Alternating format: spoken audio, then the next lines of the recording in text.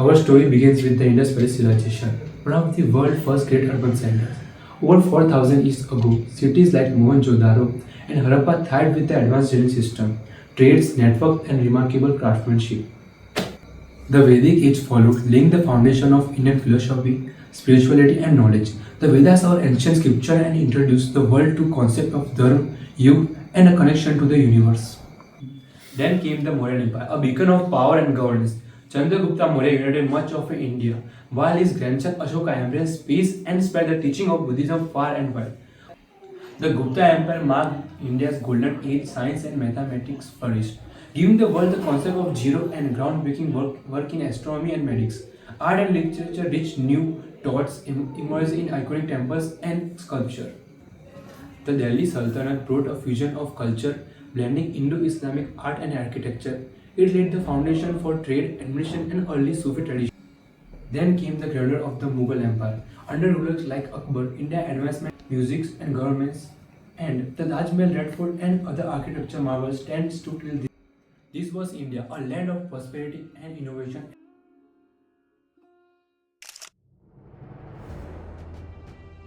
The fall of India began when foreign powers set their sights on the wealth of our land. The British East India Company came not as traders but as rulers, exploiting our resources and our people.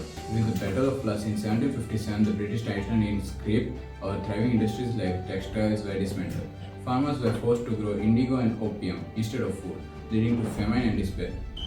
But India did not remain silent. The first war of independence in 1857 shook the British Empire. Though it ended in bloodshed, but movements like non-cooperation movement and sword lit a fire of hope in the hearts of millions.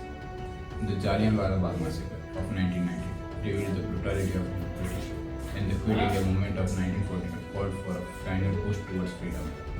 At last, in 1947, India broke free from these chains, but freedom came at a cost, the partition. Families torn apart, rivers stained with blood, millions displaced, the scars of division running deep. India brought challenges of its own. Poverty, war, and the task of rebuilding a fractured nation weighed heavy. The emergency of 1975 reminded us of how fragile our democracy can be. Today, the struggles continue. Corruption, inequality, and environmental degradation stand as barriers to reclaiming our former glory. India's rich past was reduced to ashes. Now the question remains, can we rise from this fall?